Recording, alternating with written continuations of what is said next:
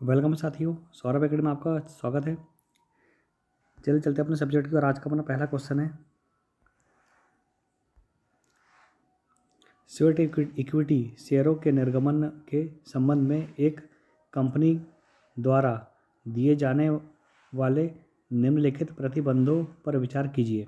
Sweat equity शेयरों का निर्गमन कंपनी द्वारा साधारण सभा में पारित किए गए साधारण संकल्प द्वारा अधिकृत है। सेकंड है, ऐसे निर्गमन की तिथि कंपनी को व्यवसाय प्रारंभ करने का अधिकार होने की तिथि से कम 6 महीने बाद की होनी चाहिए। इक्विटी शेयरों से संबंधित सभी सीमाएं, प्रतिबंध तथा प्रावधान ऐसे स्वेट इक्विटी शेयरों पर भी लागू हो। तो दोस्तों इसका करेक्ट आंसर है थर्ड नंबर का, इक्विटी शेयरों से संबंधित सभी सीमाएं, प्रतिबंध तथा प्रावधान ऐसे स्वेट इक्विटी शेयरों पर भी लागू हो। अगला क्वेश्चन अपना आंतरिक प्रबंधन के सिद्धांत के संबंध में निम्नलिखित स्थितियों पर विचार कीजिए। जहां बाहरी व्यक्ति को कंपनी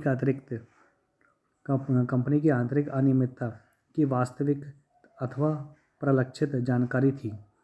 सेकंड है, जहां ऐसी संदेहात्मक परिस्थितियां होने पर जो आगे और भी खोजबीन के लिए परामर्श देती है, बाहरी व्यक्ति उचित खोजबीन नहीं करता जिससे कि अनियमितताओं का पता चल जाता है। जहां बाहरी व्यक्ति एक जाली प्रपत्र पर निर्भर पाए जाए क्योंकि जालसाजी आरंभ से ही शून्य होती है।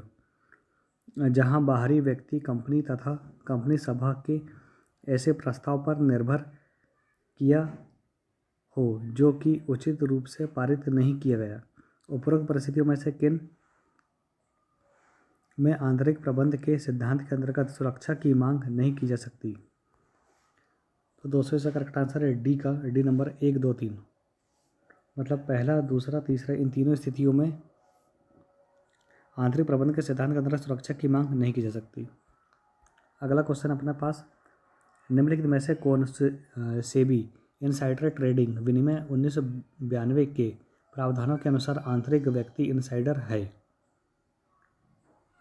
यह दलाल जो उस कंपनी के शेयरों का व्यापार करता है। यह ऋणदाता जिसने उस कंपनी को मियादी ऋण दिया है। एक ऐसा व्यक्ति जो उस कंपनी से संबंध है और जिसकी कंपनी के प्रतिभूतियों से संबंधित मूल्य संवेदी अप्रकाशित सूचनाओं तक पहुंच होने की संभावना है। एक हामीदार जो निरंतर उस कंपनी की प्रतिभूतियों की हामीदारी करता है। निम्नलिखित कूट का प्रयोग सही उत्तर चुनिए। कूट का प्रयोग करके सही उत्तर चुनिए। तो दोस्तों इसका correct answer C number, third number का। मतलब एक ऐसा व्यक्ति जो उस कंपनी से संबंध है और जिसकी कंपनी की प्रतिभूतियों से संबंधित मूल्य संवेदी अप्रकाशित सूचनाओं तक पहुंच होने की संभावना है। अगला क्वेश्चन अपने पास, कंपनी के प्रथम अंकेक्षक निदेशक मंडल द्वारा नियुक्त किए जाते हैं। संगर्भता अवधि के भीतर उत्पादन प्रारंभ होने के बाद, कंपनी के पंजीयन की तिथि के स्थिति से 1 महीने के भीतर, कंपनी के पंजीयन की तिथि से 6 महीने के भीतर। तो दोस्तों इसका करेक्ट आंसर है सी नंबर का, कंपनी के पंजीयन की तिथि से 1 महीने के भीतर। अगला क्वेश्चन है, प्रत्येक निम्न कथन पर विचार कीजिए। प्रत्येक कंपनी की लेखा पुस्तकें तथा अन्य पुस्तकें और कागजात निरीक्षण के लिए कार्य समय के दौरान खुले रखे जाएंगे। कंपनी रजिस्ट्रार द्वारा, सरकारी अधिकारियों द्वारा जिन्हें केंद्रीय सरकार ने इसके लिए अधिकृत किया हो, भारतीय प्रतिभूति विनिमय बोर्ड सेबी के ऐसे अधिकारियों द्वारा जिन्हें इसने अधिकृत किया हो। जब कंपनी को बिना कोई पूर्व सूचना ऐसे निरीक्षण किए जाए तो उपरोक्त में से कौन सा सही है? केवल 1, 2, 2, 3 और 1, 2, 3। तो दोस्तों इसका करेक्ट आंसर है डी नंबर का, 1, 2, 3। मतलब तीनों कथन सही हैं। अगला क्वेश्चन अपने पास है, निम्नलिखित कथनों पर विचार कीजिए। लेखा मानकों की राष्ट्रीय सलाहकार समिति में होंगे ICAI, ICWI तथा ICSI प्रत्येक द्वारा नामांकित एक सदस्य केंद्र सरकार, भारतीय रिजर्व बैंक तथा नियंत्रक एवं महालेखा परीक्षक का एक एक प्रतिनिधि किसी विश्वविद्यालय अथवा मानित विश्वविद्यालय को लेखाविधि, वित्त या व्यावसायिक प्रबंधन का एक प्राध्यापक, प्रोफेसर। उपरोक्त कथनों में से कौन सा सही है? केवल एक और दो, एक, दो और तीन, दो और तीन। तो दोस्तों इसका करेक्ट आंसर है सी नंबर का 1, 2, 3। मतलब लेखा मानकों की राष्ट्रीय सलाहकार में शामिल कौन, ये तीनों होंगे। अगला क्वेश्चन है अपने पास, कथन है सामाजिक वातावरण में सुधार से समाज तथा व्यवसाय दोनों लाभान्वित होते हैं।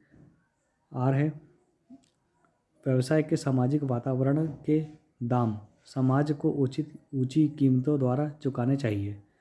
तो दोस्तों इसका करेक्ट आंसर है ए और आर दोनों सही हैं और आर एक की सही व्याख्या करता है। अगला क्वेश्चन है अपने पास, कंपनियां ऋण प्रतिभूतियों को निर्गमन करने में निजी बिक्री, प्राइवेट प्लेसमेंट को प्राथमिकता देती है। इससे उन्हें इक्विटी पर व्यापार में सहायता मिलती है। तो दोस्तों इसका करेक्ट आंसर है ए और आर दोनों सही हैं और आर एक की सही व्याख्या करता है। अगला क्वेश्चन है, आंतरिक निरीक्षण। कथन है आंतरिक निरीक्षण लेखा कार्य संगठित करने की एक ऐसी पद्धति है जिसके अंतर्गत विभिन्न क्लर्कों के कार्यों को इस प्रकार व्यवस्थित किया जाता है जिससे कि एक के द्वारा किए गए कार्य का स्वतः ही दूसरे के द्वारा निरीक्षण हो जाता है। और कारण है छल कपट दो या अधिक व्यक्तियों की मिली भगत के बिना संभव नहीं होता तथा साथ ही आंतरिक निरीक्षण द्वारा अशुद्धियों की संभावना न्यूनतम हो जाती है। तो दोस्तों से करेक्ट आंसर है ए और आर दोनों सही हैं और आर एक ही सही व्याख्या करता है। अगला क्वेश्चन अपने पास, प्रमाणन लेखा पुस्तकों में दिए गए लेन देनों की पुष्टि तथा प्रमाणन करने वाले दस्तावेजी साक्ष्यों का अंकेक्षक द्वारा निरीक्षण करना है। ये कथन है। अब कारण है एक संपूर्ण प्रमाणन प्रणाली परिसंपत्तियों तथा देयताओं के सत्यापन की आवश्यकता। तो दोस्तों इसका करेक्ट आंसर ए और आर दोनों सही हैं और लेकिन आर एक की सही व्याख्या नहीं करता है। एक कथन और कारण दोनों अपनी अपनी जगह सही हैं, लेकिन जो कारण आर है ये एक की सही व्याख्या बिल्कुल भी नहीं करता है। अगला क्वेश्चन अपने पास है, लेखा सूचनाएं केवल उन घटनाओं से संबंध है जो इकाई से संबंधित है। ये कथन है। कारण है लेखा सूचनाएं वित्तीय विवरणों के रूप में प्रस्तुत की जाती है। तो दोस्तों कथन ए और आर दोनों सही हैं और आर एक ही सही व्याख्या करता है। अगला क्वेश्चन है फिर से वही शेष कथन है शेष परीक्षण पत्र में संगति बही खाता खतियान की परिशुद्धि का निश्चयात्मक परिणाम प्रमाण नहीं है। कारण है बही खाता में ऐसी त्रुटियां हो सकती है जिनका संबंध गलती से हो।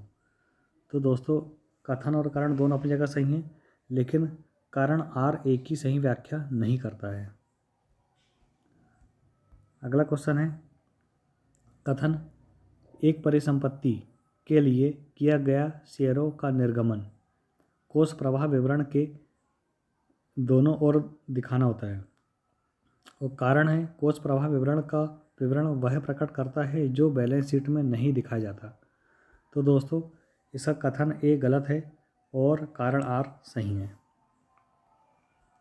अगला क्वेश्चन अपने पास, कथन है ऐसे मामले जिन पर अधिकारों की सीमा के कारण निर्णय नहीं लिया जा सकता उच्च अधिकारियों के पास भेज दिए जाते हैं। कारण है अभीष्ट प्रत्यय योजन के अनुरक्षण के लिए यह आवश्यक है कि व्यक्ति उन मामलों पर निर्णय ले जो उसकी अधिकार सीमा में हो। तो दोस्तों ये कथन ए और आर दोनों सही हैं और आर एक की सही व्याख्या करता है। अगला क्वेश्चन अपने पास निम्न कथन पर विचार कीजिए, शोधनी पूर्वाधिकार शेयरों का शोधन किया जा सकता है। शेयरों के इस आशय से किए गए नए निर्गमन राशि में से, लाभांश के लिए उपलब्ध लाभ की राशि में से, परिसंपत्तियों के विक्रय की राशि में से, सरकार के प्राप्त अनुदान की राशि में से। तो दोस्तों इसका कथन ए और दो, ए पहला और दूसरा दोनों सही हैं। शेयरों के इस आशय से किए गए नए निर्गमन राशि में से, और सेकंड लाभांश के लिए उपलब्ध लाभ की राशि में से। तो दोस्तों आज का अपना वीडियो यही समाप्त होता है। प्लीज़ चैनल को लाइक, सब्सक्राइब और शेयर जरूर करें। जय हिंद, जय भारत, वंदे मातरम।